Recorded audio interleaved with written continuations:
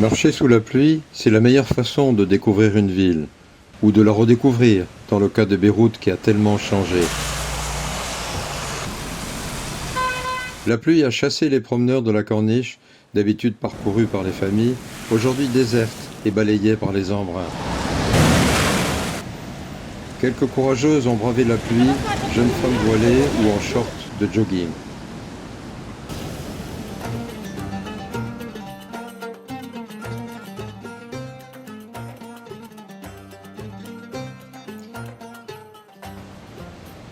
C'est la saison du nettoyage des palmiers, la fierté de la corniche de Beyrouth.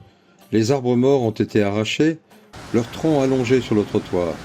De jeunes palmiers ont été replantés, les feuilles sèches ont été coupées sur les troncs.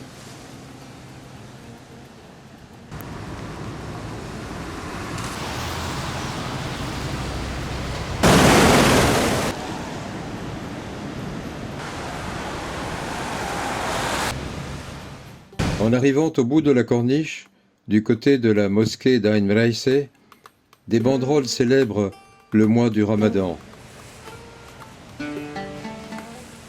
Et juste en face, le monument à Gamal Abdel Nasser a été préservé. Ici, on passe devant une vieille maison traditionnelle, avec des portraits géants. C'est une permanence du mouvement chiite Amal.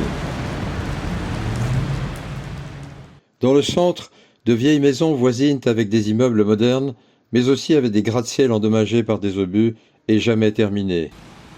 L'ancienne ligne de démarcation entre Beyrouth-Est et Beyrouth-Ouest est encore marquée de nombreuses cicatrices, maisons éventrées, immeubles endommagés.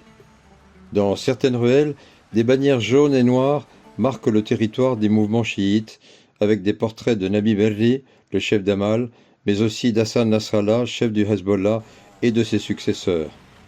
En allant vers le port, un gigantesque drapeau libanais flotte devant la mosquée Mohamed Al-Amin.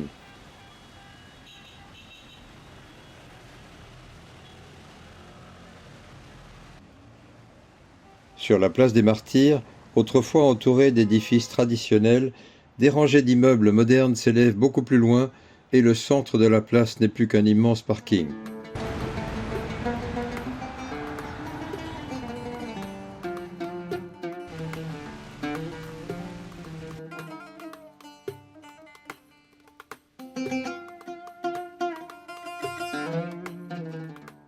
Enfin, en arrivant à la petite baie du Saint-Georges, une statue de l'ancien président du Conseil, Rafik Hariri, rappelle l'endroit où il a été assassiné.